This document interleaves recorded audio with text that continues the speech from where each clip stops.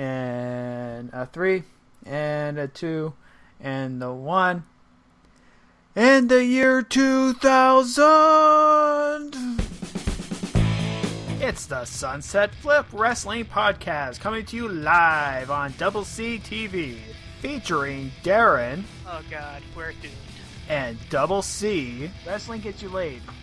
Gotcha. As they take on 5 hours of WWE programming. I'm pretty sure he fudged it just while he was doing the Hurricane Run. Like, oh god, I don't know how to do this correctly. Alright. Back once again in the in-house studio. That's a thing now. It's always lovely to be here because this is a very nice studio, kayfabe.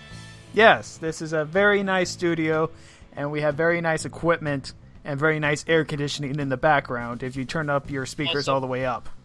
Also very nice drinks as well. Ooh, yeah, it's got to have those drinks. Delicious. But we're not here about drinks, are we? No. We're here for SummerSlam.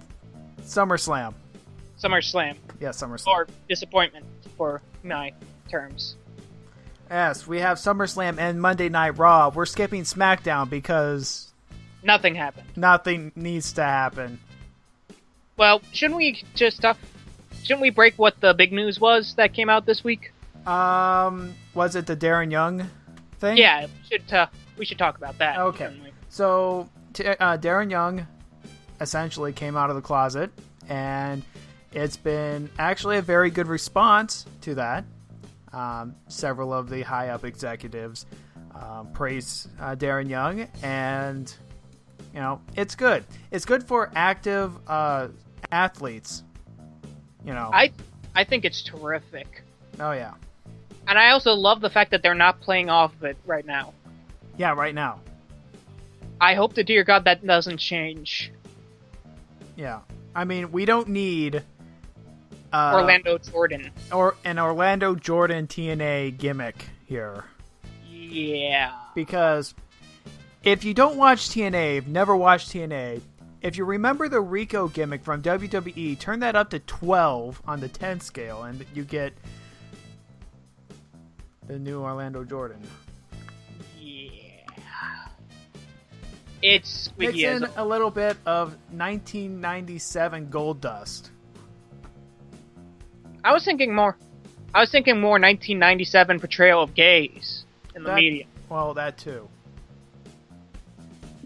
But, get back on topic. I'm grateful that Darren Young came out of the closet because, like you said, more people there needs to be more diversity within the wrestling industry. Yeah. And as I've said before, like with the anti-Semitism, we need more people to represent as heroes in this.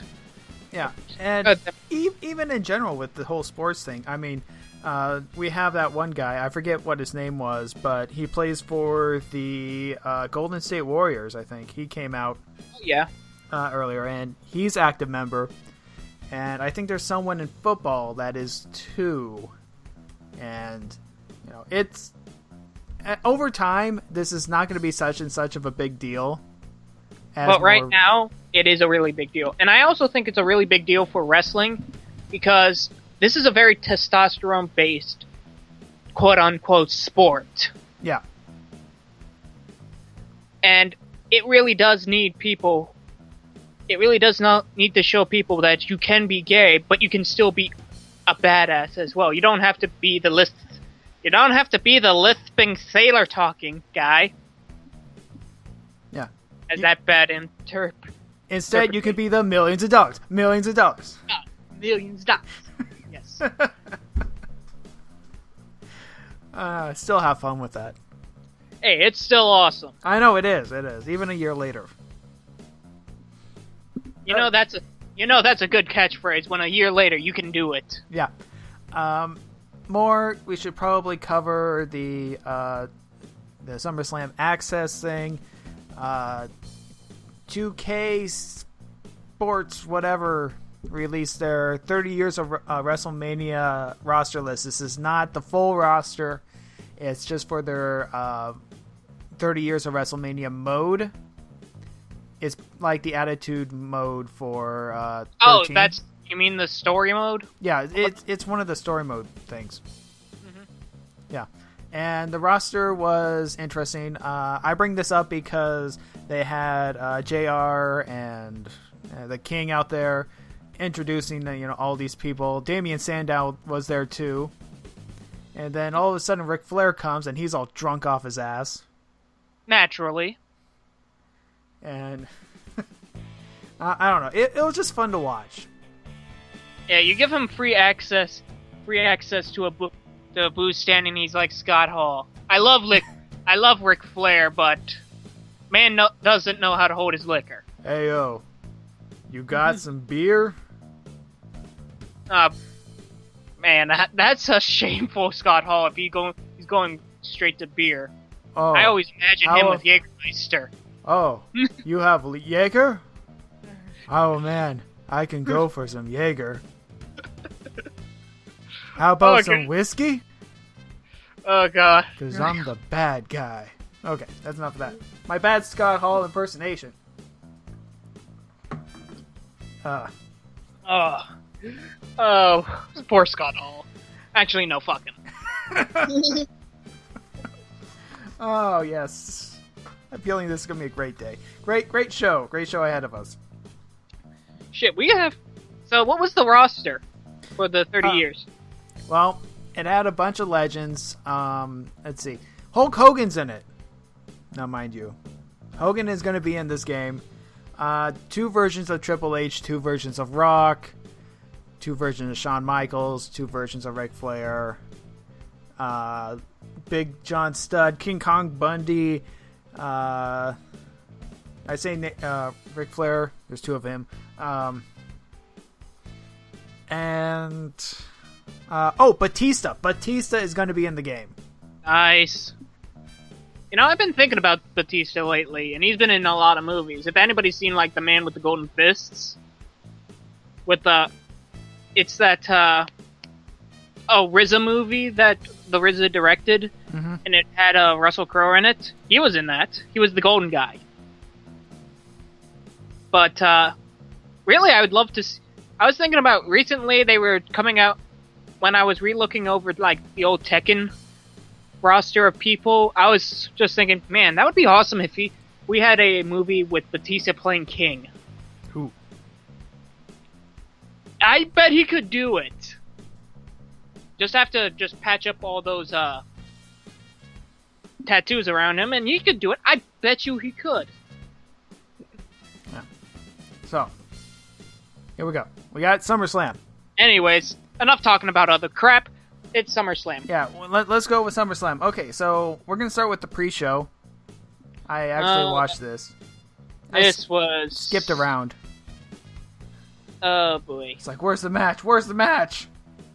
Here it is. It's Dean Ambrose versus Rob Van Dam for the U.S. title.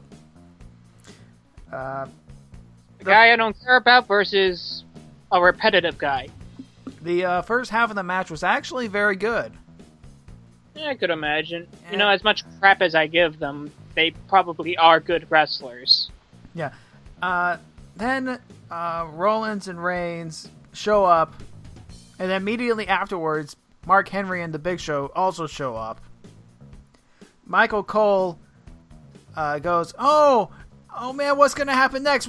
We'll be back with the conclusion of this match, and they cut to promos. Other video game.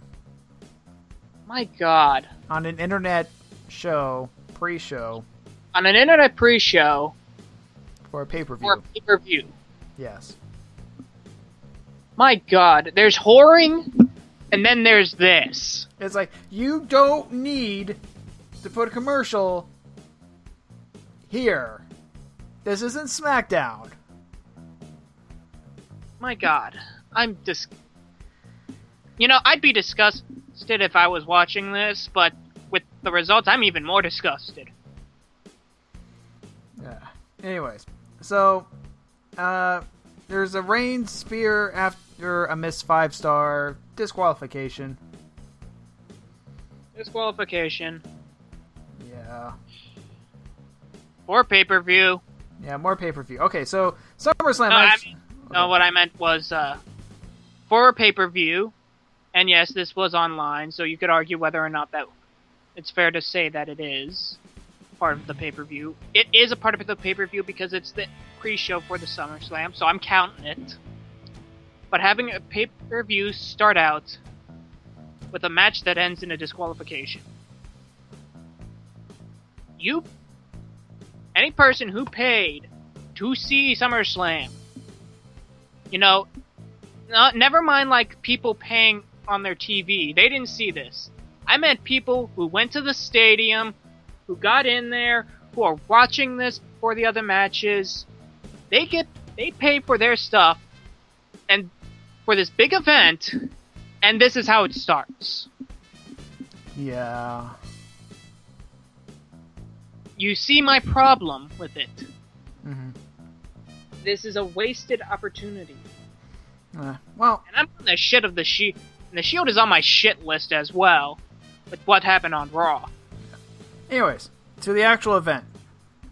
So, The Miz comes out, he goes over part of the card, and after he gets done, Fandango decides to interrupt him and dances around him and then leaves. Doesn't Miz punch him out? No, more on this later. Oh. Next up, we have the first match. Bray Wyatt versus King in the Ring of Fire match. Now, they did use the flames like in the Inferno match, but again, this is just by pinfall or submission, not actually lighting someone on fire because, yeah. Yeah, but sadly, we don't do that anymore. Mm-hmm. Yeah, unfortunately. So, this was a match where Kane pretty much dominated. Didn't want to end the match for some reason. Wyatt took 2 choke slams while the other members of the family were trying to get in. They tried to throw a kendo stick into the ring. It caught on fire. It's like, okay, what are we going to do? I got it. Well, they take this big fire blanket, put it on the flames. Asbestos blanket. The asbestos blanket, yeah. And they get into the ring, which I think was actually quite clever.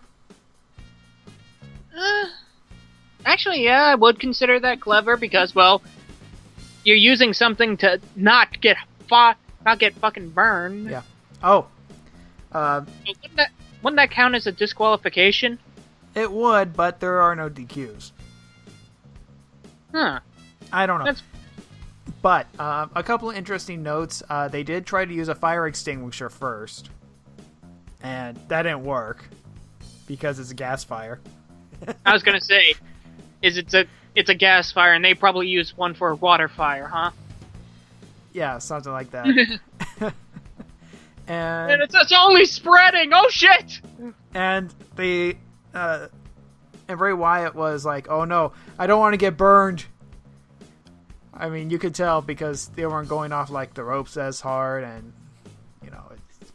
I don't know. It was interesting to watch. Wouldn't you want to be like fearful if you want to get you don't want to get burned? Okay, so after Bray Wyatt ends up winning the match, and they take Kane out of the ring and smash him in the face with steel steps, but it's this part of the steel steps where it goes into the ring post, so it's at that angle thing. So it easily looks like you're smashing into his head, but you're actually not. Yeah, you're not. I mean, you can clearly see it's not, but he probably couldn't hear anything from that point forward. Oh yeah, that probably left ringing in his ears. Yeah, and him being knocked out, they light a real lantern this time, and they drag Kane off. I think this is symbolism. Yeah, well, technically, this was a fight to see who was the better demon. Mm-hmm. So, if this was that was symbolism, that probably would have been the most effective way to end it. So, yeah. Kudos to them to actually fitting into a style. Yeah. Second match of the night is the Damian Sandow Cody Rhodes match. or match I do not give a shit about. Cody shaved his mustache, so his mustache was a heel thing only. So, he's clean shaven. Probably went to Wade Barrett for it. Oh, and Wade Barrett doesn't have family barber skills. Barrett the barber. A barber. Cody brings out his muscle buster. He does that. And nice. Knocks off Sandow. So he has defeated the Money in the Bank winner. Hooray? Yeah. I'm saying that a lot. Match number 3, Christian versus Alberto Del Rio for the World Heavyweight Championship. Alright, what's going on? This was okay. It was watchable, actually, for me and Christian matches, especially with Alberto Del Rio. And really, because I always liked Alberto Del Rio. Yeah. You know, his gimmick is kind of weird, but I can get behind, like, aristocratic shit. Yeah. So, the finish on this one was, Christian goes for the spear, connects on the spear, however, it's on a hurt shoulder. And Del Rio fixes a cross arm breaker on it. And retains. That's interesting. After the match, he gets on the mic saying that he's going to fight for the Mexican people. And stuff like that. He's still a heel. Sort of now. I don't know. He's flip-flopping too much.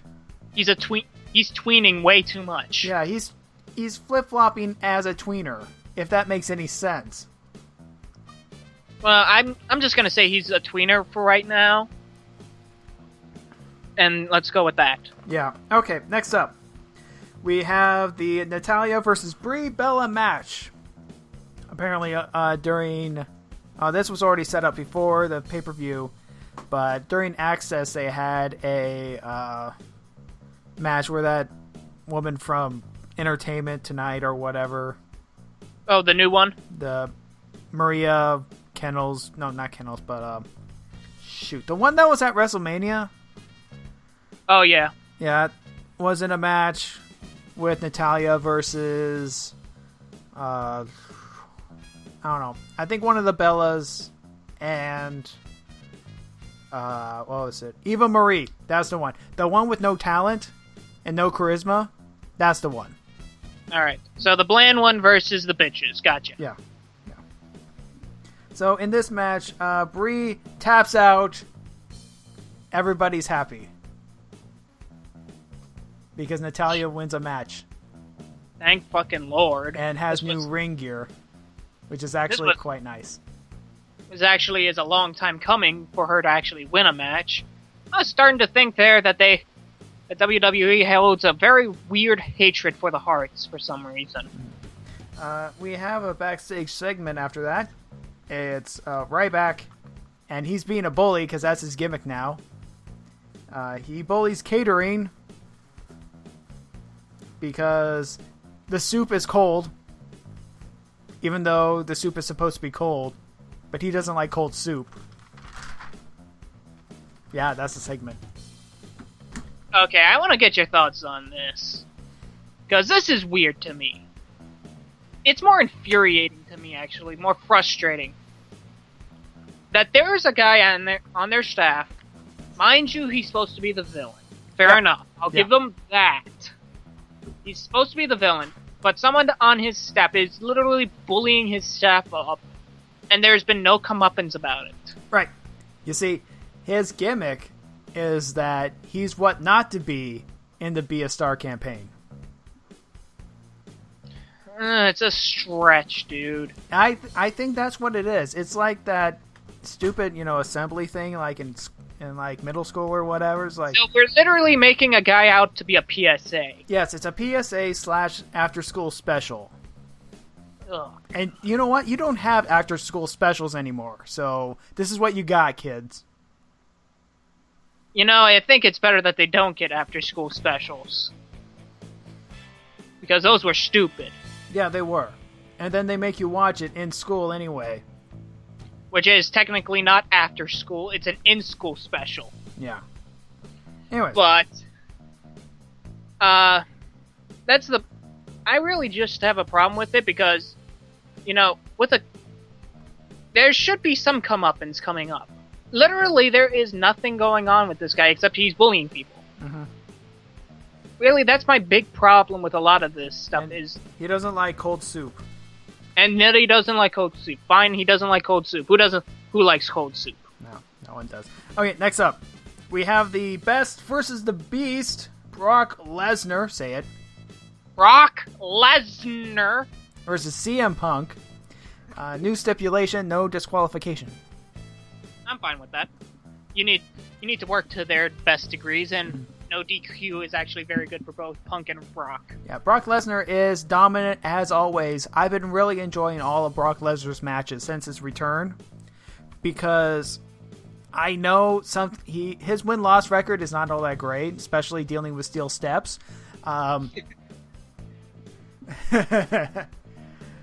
Nobody learns to use the steel steps. But it's just kryptonite. For God's sakes, people, listen to us! His matches are brutal, and that's why I love them. Let's see. What I put? Let's see. Punk is... I don't know what that word is. I don't know. You don't even know the words that you wrote down. Yeah, Punk is something. Anyways. I'd say that this was probably like a back and forth match. Yeah. Very back and forth, seeing as both of these guys are just beating the hell out of each other. Yeah. There was a very nice chain submission. Ooh, you don't see those. It was a Kimura lock into an armbar, Punk with the armbar, and then turns the armbar into a triangle choke. Nice. And then I think after that he turned it into what Undertaker used as the Hell's Gate, the the pendulum, blah blah blah. Yeah, he used the Hell's Gate. Yeah, is pretty much what you're saying. Yeah. There was a couple massive power bombs by Lesnar. Punk countered an F5 into a DDT. Which that is cool to see. Punk also put on the Anaconda Vice to Heyman. That's why his arm is broken. Yeah. Vice to Heyman. Brock Lesnar after that goes nuts. Absolutely nuts. F5 on a chair. Lesnar wins. Great match. Great match. And actually, I was kind of sick of the build-up by this point. The payoff is totally worth it. Yeah. But, I do love, out of everything I hated about last night's Raw, I did love the CM Punk Curtis Axel match, which we'll get to sooner or later. Mm-hmm. Also, through the entire show, The Miz has been doing backstage segments, and Fandango has been interrupting him. And then we get to the point where he gets his block knocked off. Miz gets fed up with his shit and just punches him right in the face. Right. Which is always funny to see. Okay. Next match. I don't know. I just love seeing that guy get punched in the face. It's like seeing Spoonie get hurt. It's hilarious. Next match. Dolph Ziggler and Caitlyn versus Big E and AJ in a piss break match because we have to have a buffer for the main event. We have a buffer and Dolph is big, so let's put him in a match. Yeah, okay. So I do have a problem with this. They were doing a promotion for Doritos Jacked, and they had a house show on Friday at the Rose Garden, over in Portland. And this was like the only stop before, SummerSlam. And they had a booth outside the building where they go, if you trade in your tickets, you can get SummerSlam tickets, but there's a catch. You have to get splashed by Mark Henry.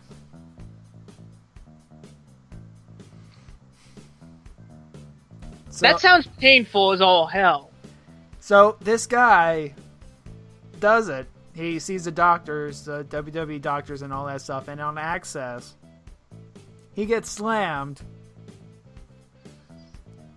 And now he's sitting beyond the barricade in front of the announcer's table watching this match. And I'm thinking to myself, I had to work Saturday morning. If I didn't have to work Saturday morning, I could be there right now. Oh, you poor bastard.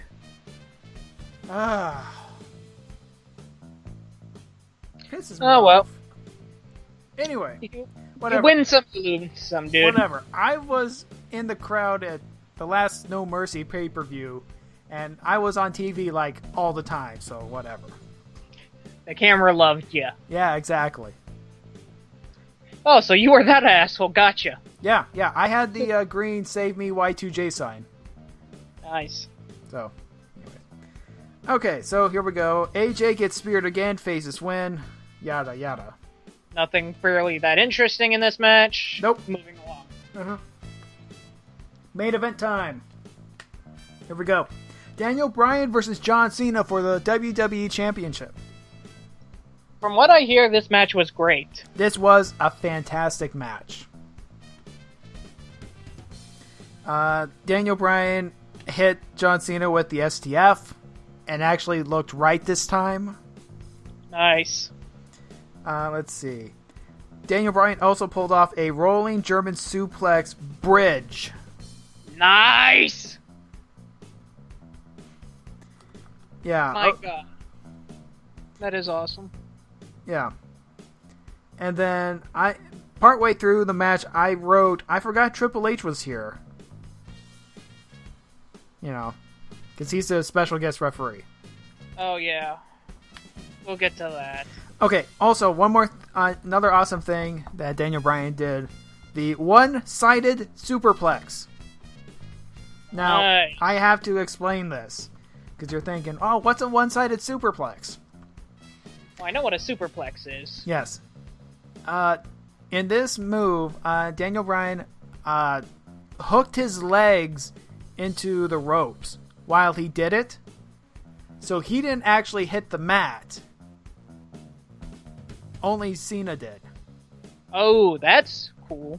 That's a one-sided superplex. I don't see that often. That's nice. And the finish for this particular match, Daniel Bryan wins with a flying knee at full speed.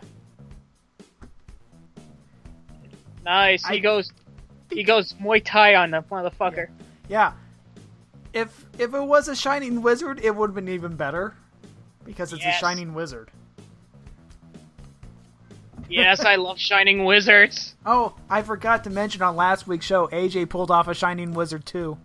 Oh yeah, she did. That was awesome. Okay, so there's a lot of celebration, confetti all over the place, pyro goes off. Brian's all like, what? I get pyro? What's this? No, it's Randy Orton. No, Randy Orton comes out. He walks to the ring extremely slow. He gets on the apron, then he walks back. And then Triple H is all like, okay, show's over, pedigree, I'm a heel now. And then the match got rolled. Yeah, Orton cashes in. Randy Orton is your new WWE champion. Everyone is pissed off. Yeah. What's your thought on this, dude? We knew it was coming. Yeah, we all knew it was going to happen. I read on the old dirt sheets, you know, because they're all dirty and stuff, how there were plans to turn Triple H heel, and then there were rumors that he wasn't going to turn heel after all, but he did. Yeah, I understand what they're trying to do. Yeah. But honestly, this just comes off, and this is my main issue, this comes off as executive meddling, which I think is a big problem with it, as well as trying to put your own ego into this fight, like what Vince McMahon does a lot of the time. Like, he's there because. Yeah.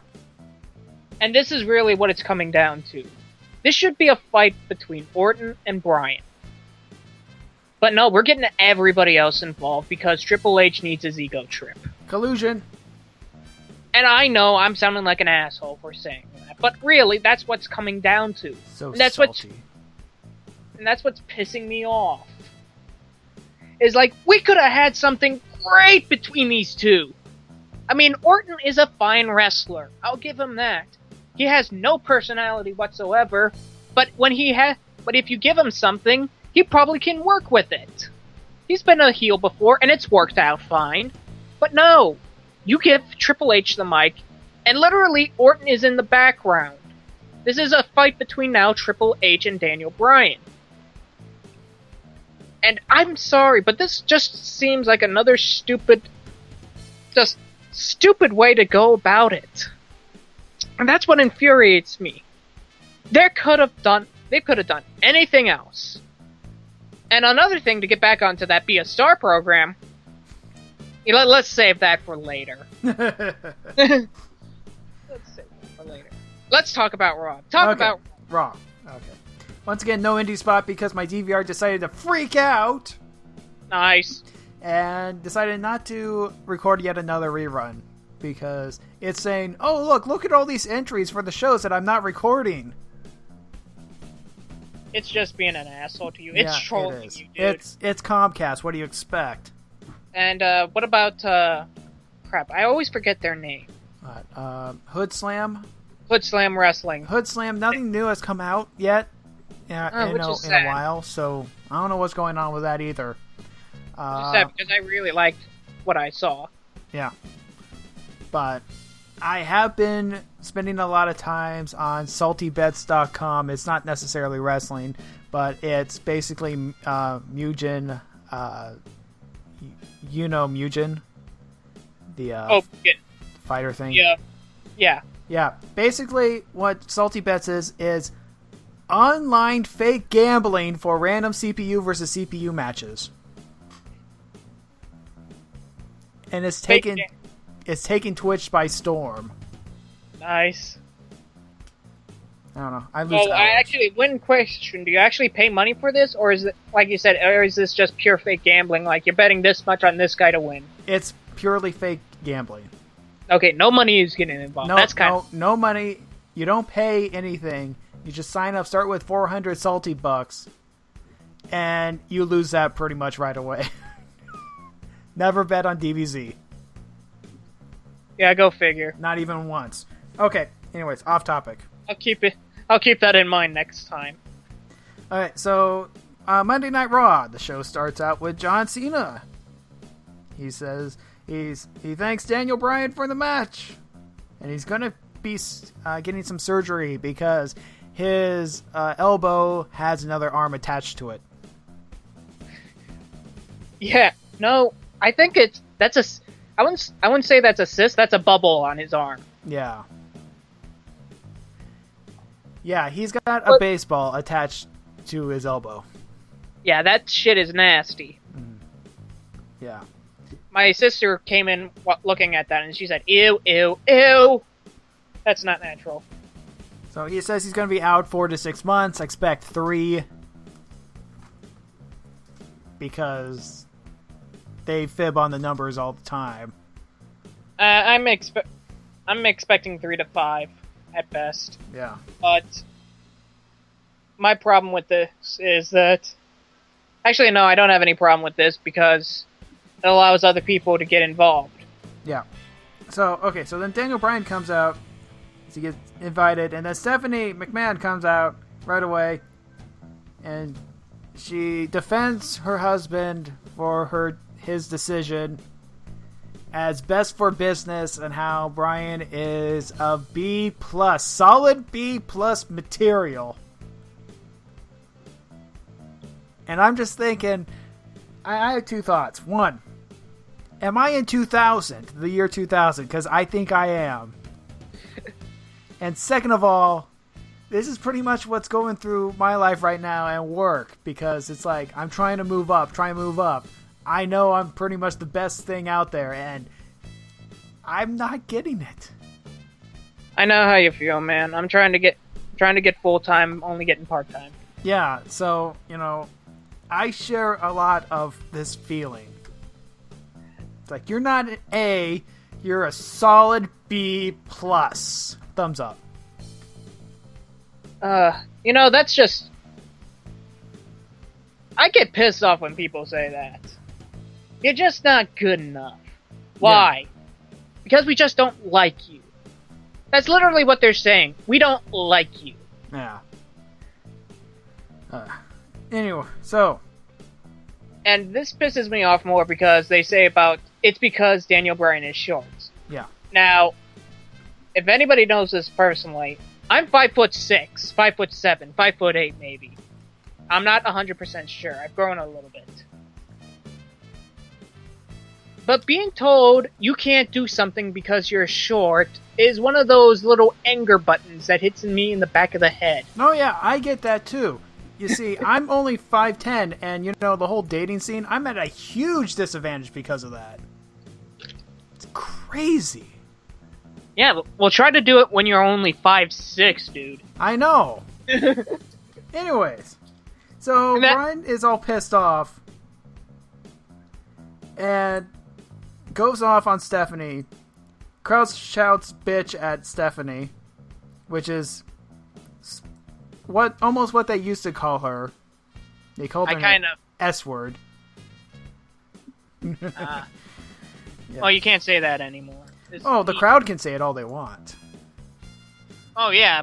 Well, they cursed out CM Punk saying, fuck you. Yeah. Okay.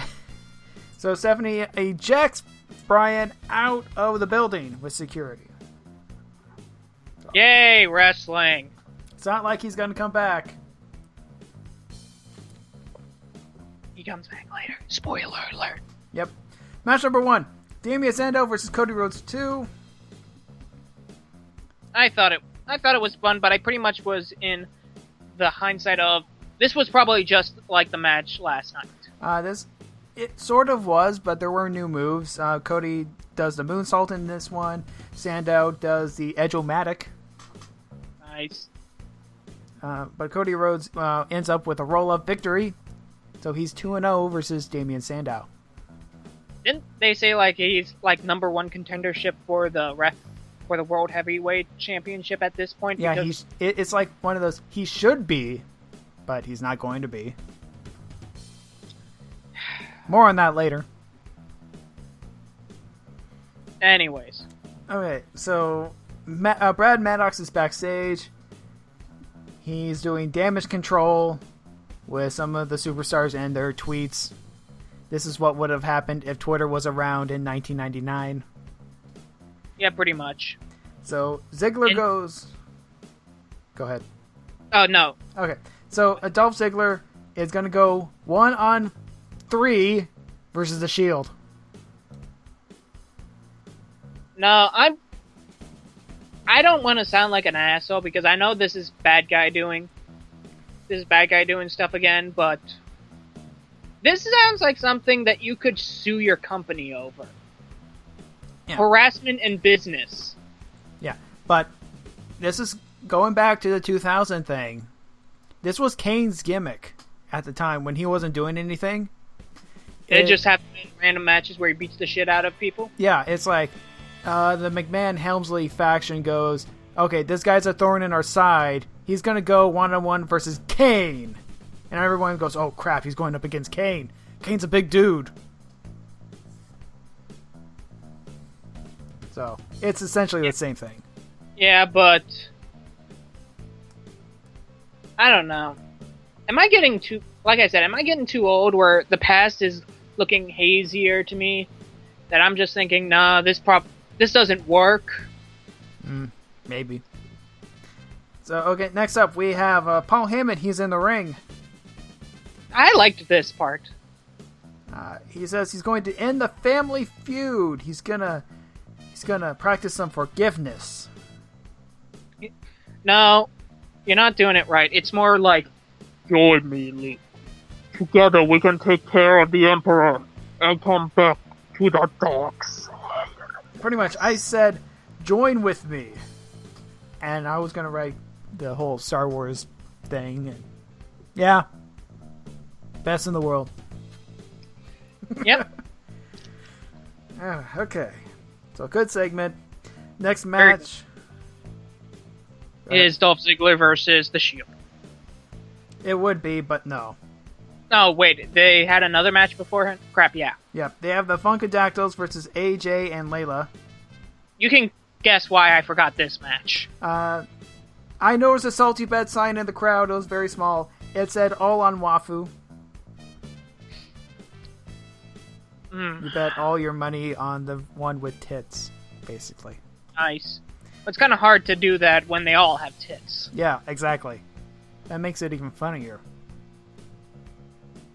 Naomi gets a roll-up victory because she actually has talent.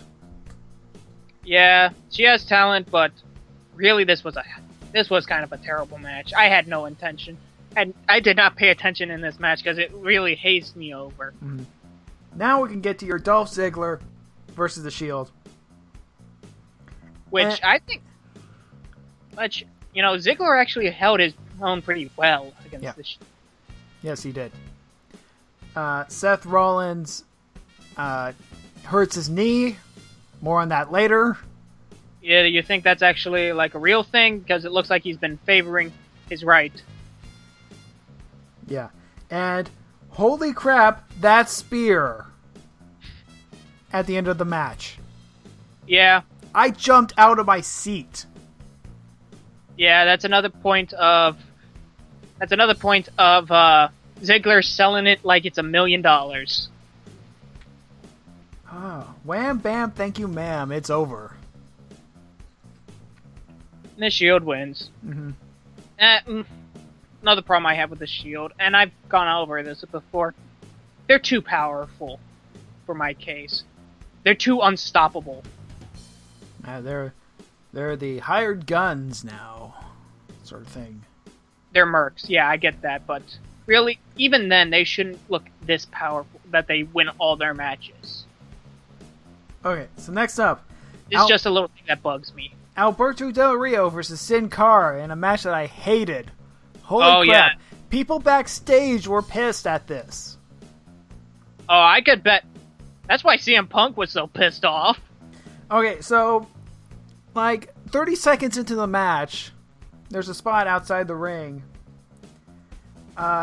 Sin Cara lands funny, apparently dislocates a ring finger. I thought he dislocated his wrist, dude. Well, reports say it's a ring finger.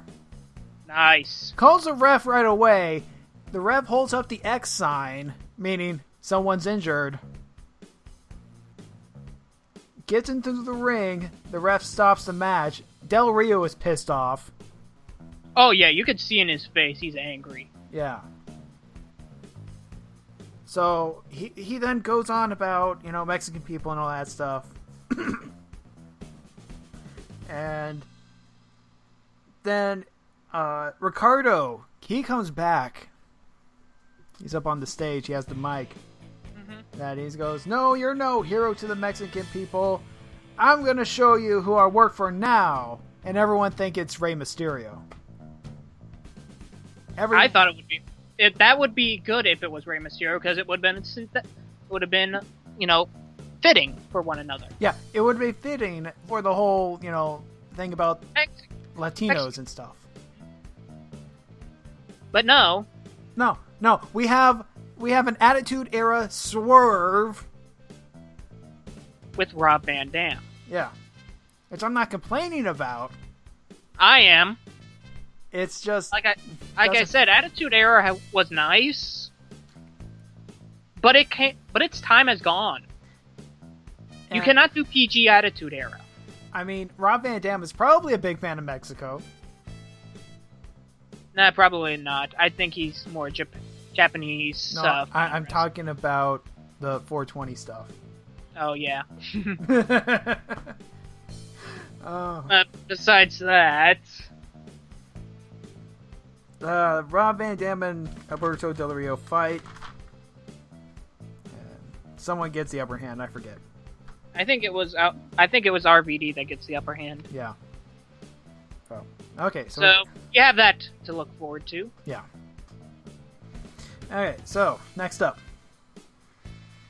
Excuse me. Okay, we have the Real Americans versus the Primetime Players. Who somehow the Real Americans are getting people on their side. Well, it was a very smarky crowd. Yeah, there's a lot of snarky bastards in that. Yeah, so, yeah, you're going to get a lot of that. You're going to get a lot of cheers for the heels. And basically to go with the racist prick for, for funsies. That's a... How do you look at that as an outsider and say, yeah, this is what the fan base looks like? And you're not knowing that they're not doing it out of jest. Yeah. They're doing it to make fun of pretty much the people that are sitting around them. Because I'll tell you a quick story. When I was at a Raw live and, I don't like John Cena. John Cena was having a match against, I think, I don't remember who he was facing, but I was cheering on the other guy and going with the Cena sucks part of the chant. And this little kid right in front of me turns around and stares at me. He's like, "What are you doing?" Oh, he gave you the death glare? Yeah. Like little girl death glare? Yeah. So after a couple events of that happening, this last one I went to, I explained to the kids, we're just having a good time too, sort of thing, So it was a better time. So it's pretty much... It's all right. It's all make-believe. No, we're all having fun here. Yeah. It's like, it's okay you're a John Cena fan. I'm not. So I'm going to say that he sucks. There's nothing wrong with that. Yeah, I know. So basically, this is the whole atmosphere that they have in Anaheim for this particular Raw. I see how that works out. So, okay. So the Real Americans do an interesting double team move. It's a leapfrog double stomp. Yeah, that was nice. Oh, one other thing I want to comment them on. Yeah. Thank God that they didn't mention Darren Young was gay in any this match. Because it was just a couple months ago where Coulter was going against the gay people. Yeah, this would have been awkward as all hell. Yeah. And really, this would sound horrible. But they didn't go there. And thank God for that. Honestly, you could make these guys faces and they probably would get a crowd, but... Right now, they're just there. Which is kind of sad for Antonio Cesaro. Yeah, I know. He honestly works better by himself. Yeah, he could be main eventer. Easily. But, we're focusing on people. We're focusing on Randy Orton. Yay. And I don't even hate Randy Orton. But really, the dude does nothing in any of this. He is literally just you could have stand-up Randy Orton billboard. And that would have been exactly the same thing. Okay. Next up. Oh, wait, no. The finish. Darren Young wins with a gut check. Which is always nice to see. Yeah. Okay, next up. We have the Big Show. He has an interview. Says he wants the tag titles with Mark Henry. And then Maddox shows up. And he goes, "You don't say good things about Triple H. You're going up against the Shield." And he just smiles at that. I just love that smile. That was a cool smile by Big Show. Yeah. Technically, Big Show still has his ironclad contract, so he can do whatever he wants. But I don't think they're going to mention that. 3-month rule. Yeah, 3-month rule. Okay, let's see. Oh, Also, he's a face now, so he wouldn't rely on that. Next up, Foot Locker product placement with Zack Ryder. And Fandango interrupts. Fandango shows up. He dances all around. And he enjoys the shoes. Yeah, he likes the shoes. It's like, "Can you do anything with these shoes?" And he goes, "Yeah. What about dancing?" "Yeah, you could do that too." "All right." Nice. Now I can do the shuffle. Okay. Next up, That's the only dance move I know. Next up, we have a 5-minute segment of Ryback being a bully. To probably the same guy who was at catering, because I think it was. I think it was as well. And Jesus Christ. Pick up that bag. Put down that bag. Pick up the bag. Look at me. Look at that. Look at thee. I'm on a horse. I want you to eat that bag.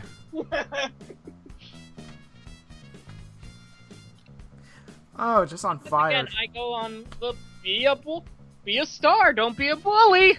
But here's Ryback being a bully. Don't be like Ryback. Don't be like Ryback. It just it really feels out of place. And really, there should be some sort of comeuppance for this. I really think that you really need to have him have somehow his payback for it. You know what I mean? Maybe Zack Ryder will stand up to him one day. Maybe, but really, with last week with the catering guy, and he threw through the table. Yeah, that actually did have some comeuppance to it because John Cena also threw him through a table. Yeah, I don't know. Ryback is just weird. It just makes sense to me, but really, there needs to be something done about this. Okay, sixth match of the night: Big Show versus The Shield, and Seth Rollins is still hurt. Please don't go over the top rope. I'm begging you. That guy is probably going to be limping for days. I know. Every time he lands awkwardly on that knee, I feel that too. He's gonna be like Rey Mysterio sooner or later. His knees are just gonna give out. And then he knocks out the Big Show with a flying knee attack. Why? And you saw, you could see afterwards he was just in pain from that. He was like, "Oh fuck, ow! This is gonna be a mistake." This is gonna be a running gag too. Watch the knee. Oh god, the knee. But actually, I do like this match because really, Big Show just looked like a beast into this match, and that was a great way to bring him back. Yeah. Though the Shield won, yeah. It would have been better if they got disqualified and they just ran out. I think that would have been good for the Big Show to show that he's really tough, that he's back. Mm-hmm. But, I guess the Shield has it on their contract that they always have to win. Yeah, triple powerbomb, they all cover at the same time. One of the biggest looking gangbangs ever. Okay, so, up next is the CM Punk segment. This was awesome. This is also what happens during a house show. If you get a heel, they'll interact with the crowd. And there's actually a famous video from a house show, I think from Australia, where CM Punk, when he was a heel, argues with a fan. And it's all caught on tape, and it's actually quite hilarious. What was it like when he was arguing? It was like, yeah, shoot, what was it?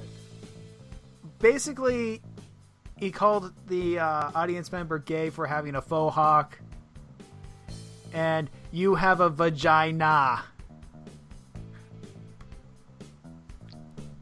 Man, I don't like faux hawks as much as the next guy, but I remember a very unique picture of CM Punk with the spike hairdos.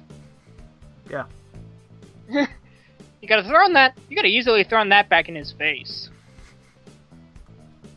Yeah, so CM Punk comes out, he's really pissed off. Like I said, it must have been because of that seeing either the Rey Mysterio, the RVD thing, or the whole thing with Daniel Bryan.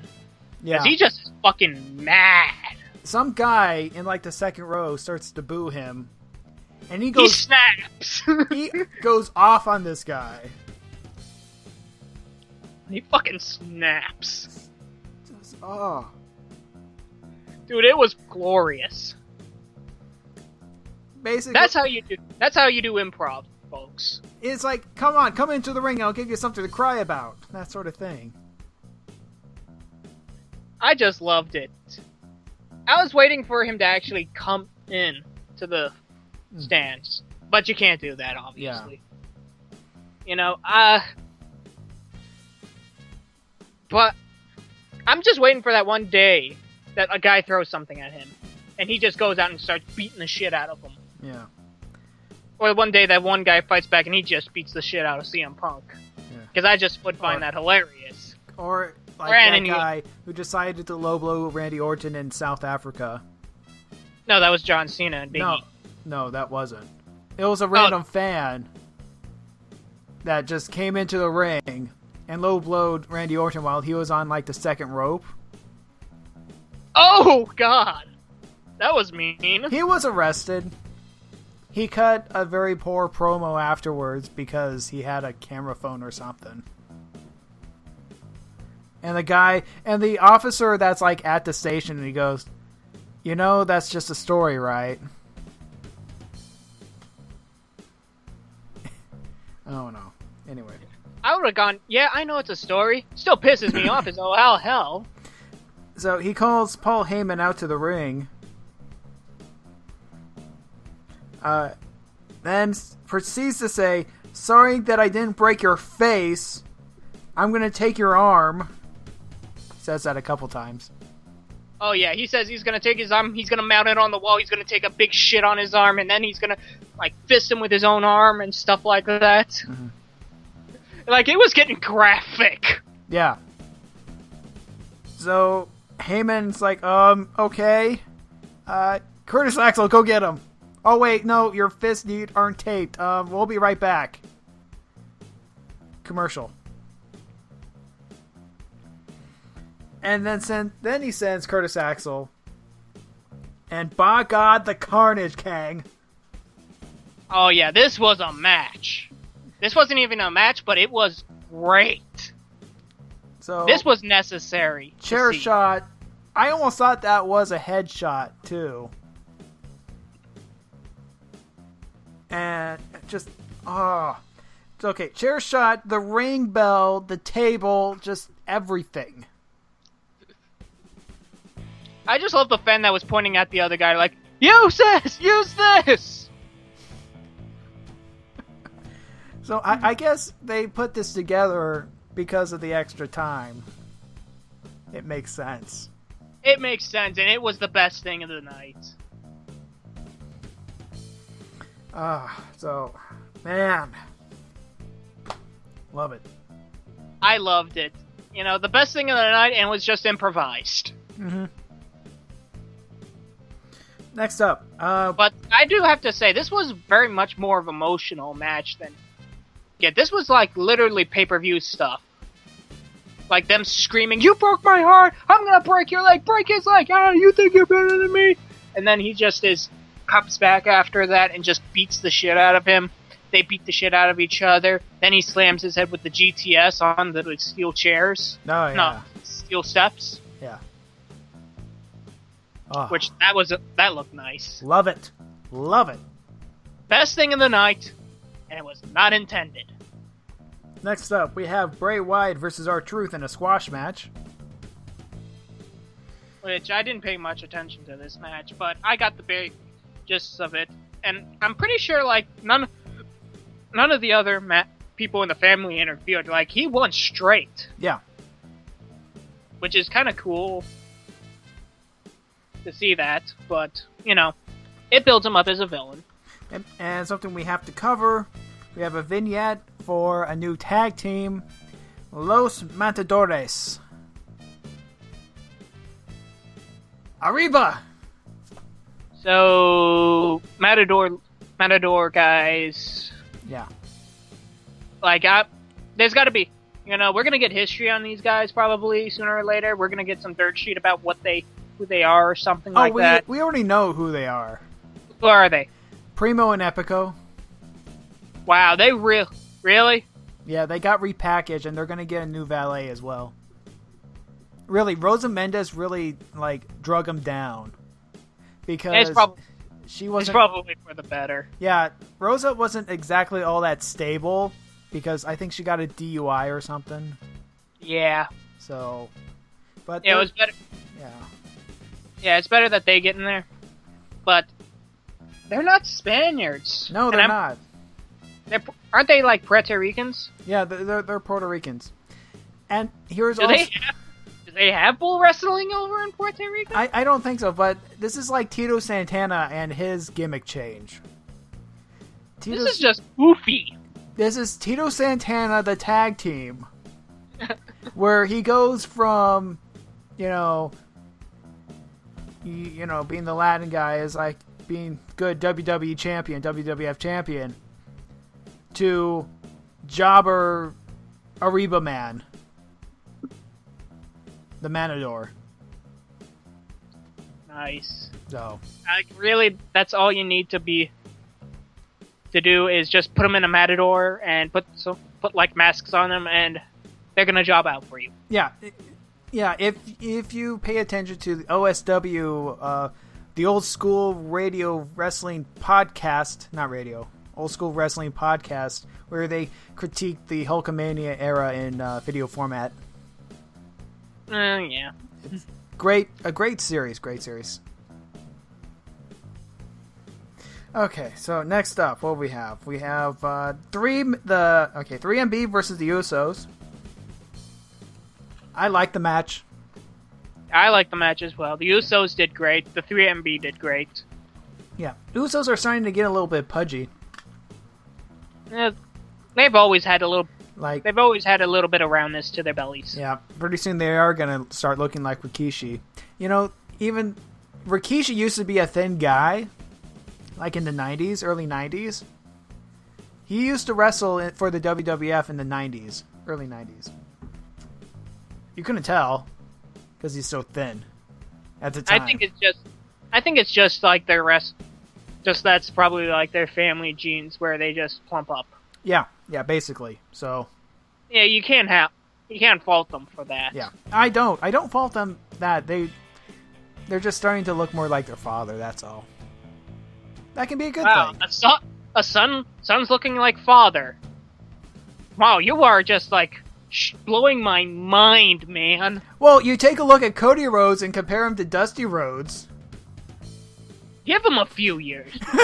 Give him a few years. You'll start looking. Okay. I bet Cody looked just like Dusty did with his age. That or he probably has more of his mom's side in him. Yeah, he does. But anyway. Next up. This is technically your main event. This is The Miz versus Wade Barrett. With Ninja Fandango. Yes.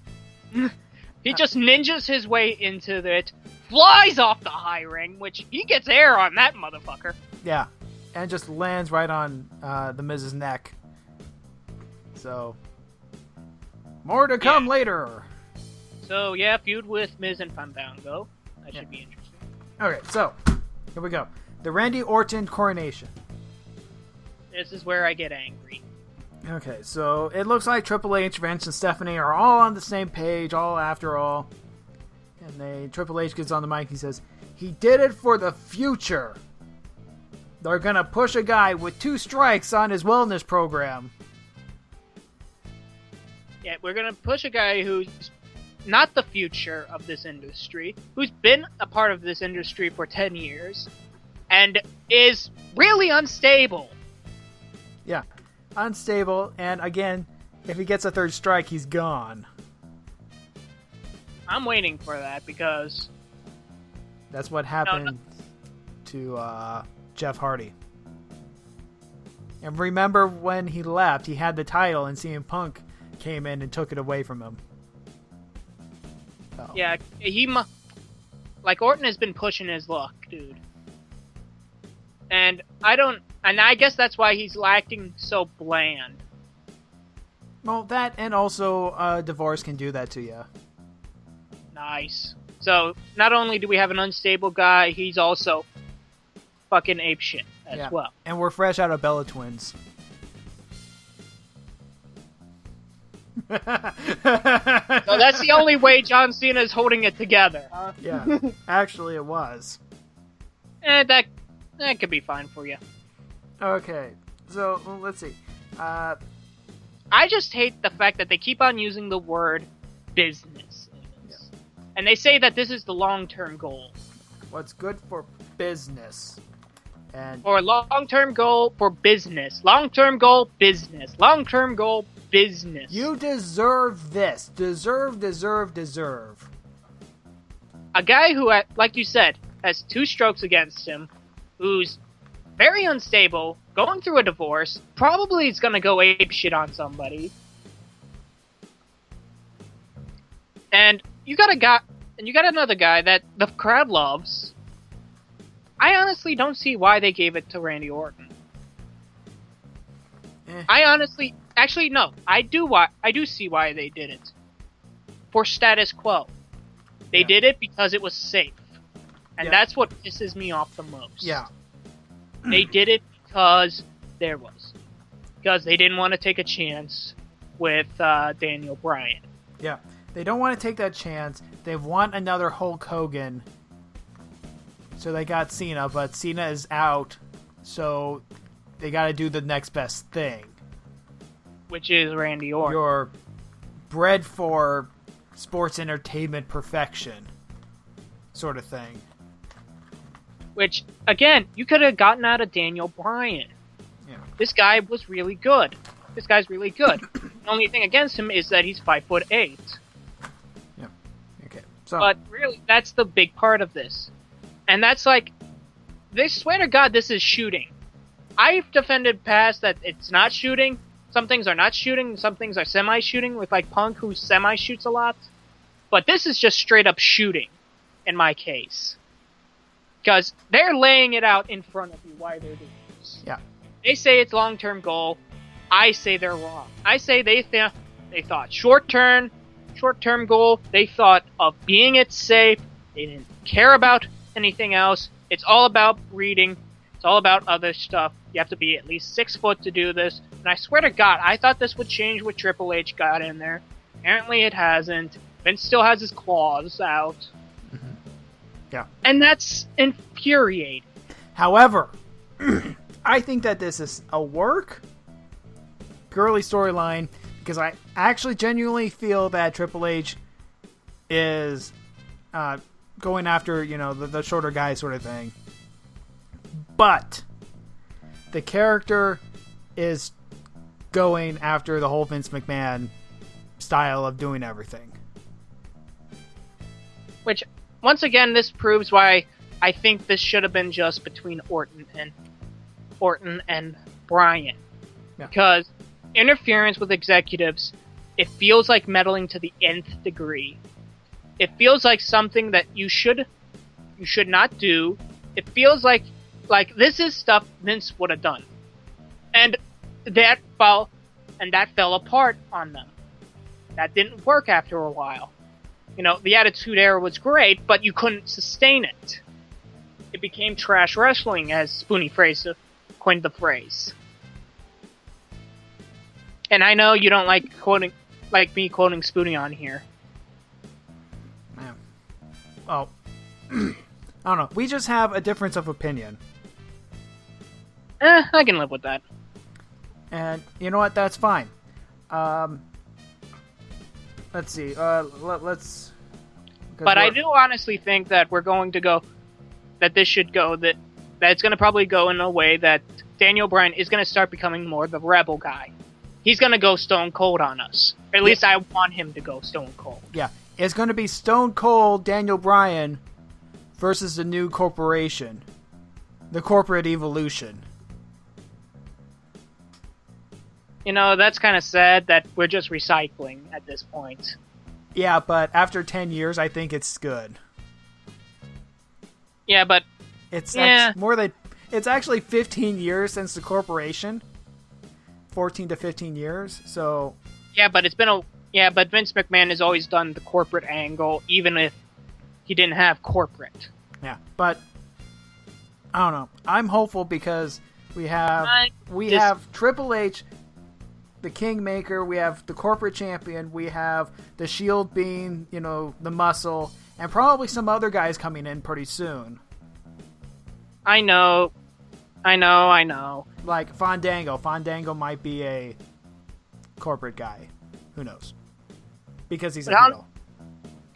But honestly, this just feels like, a weaker version of the Laurinaitis thing.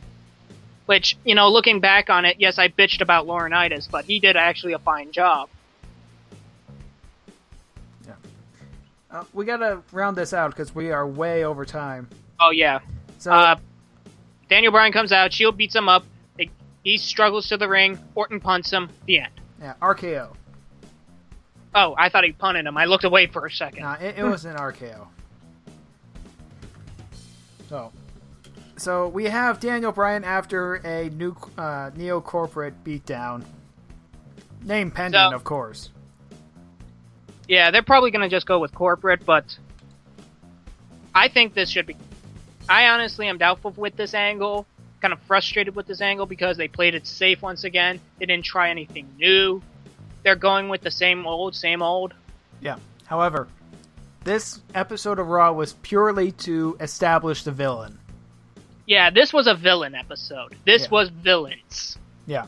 No, there were very few face wins. This was all about... Really, it was very depressing and dark, and showing you what type of world we're in for the next 3 months. Yeah. Until Cena comes back. Yeah, until John Cena comes back, fresh off his surgery. It's like, oh, the champ is here. The champ is here. The bright light has come back. Oh, makes me sick sometimes, but I can live with that a little bit easier, but hopefully, something good will come out of this. Yeah. I was frustrated. I was, stomping up and down the hallway, just pissed off at this, because this really felt like, they did it again. Now the CEO and CEO seems to be bullying as well, doing the stupid corporate thing, which, I've seen a long time ago. You say that it's all right to reuse the trope. I think it's already passed on. And personally, I don't like executive meddling in my wrestling. That's just personal choice. This is just all personal gripes I have with this. I bet it will turn out fine. Yeah. And this might actually get Daniel Bryan much better. This might push him. This might be what he needs to become Stone Cold. Yeah, I agree. At that point. Yeah, this is only the beginning. This is only the beginning. Hopefully, the faces get something out of next week. Because, like you said, this was all pure villain. Okay, so, next week, we have SmackDown, we have Raw. I'll try to get SmackDown and watch this time around to see if it's not boring or anything like that. Oh, boy. You're pushing your luck there, buddy. Yeah, I know. So, we have that to look forward to. SmackDown, Raw, as we go toward Night of Champions. Let's see what they establish with this. And hopefully something good comes out of this corporate angle. Yeah. Hopefully. I have my doubts, like I said. I have my doubts. Casey is sure about it. I want Casey to be right about this. I don't want to be right. This is stale and boring. Oh, I'm going to love this. This is going to be the best 3 months in a long time. You say that now, dude. But I can predict that they're not going to do half the shit that they did back in the Attitude Era. Okay, so we got to go. So, it'd be awesome to see them do what Kurt Angle did and Daniel Bryan drive up in a milk truck and just spray everybody with milk. Okay, well, we got to go. We'll see you next time on the Sunset Flip Wrestling Podcast. See yas! Da-da-da-da-da.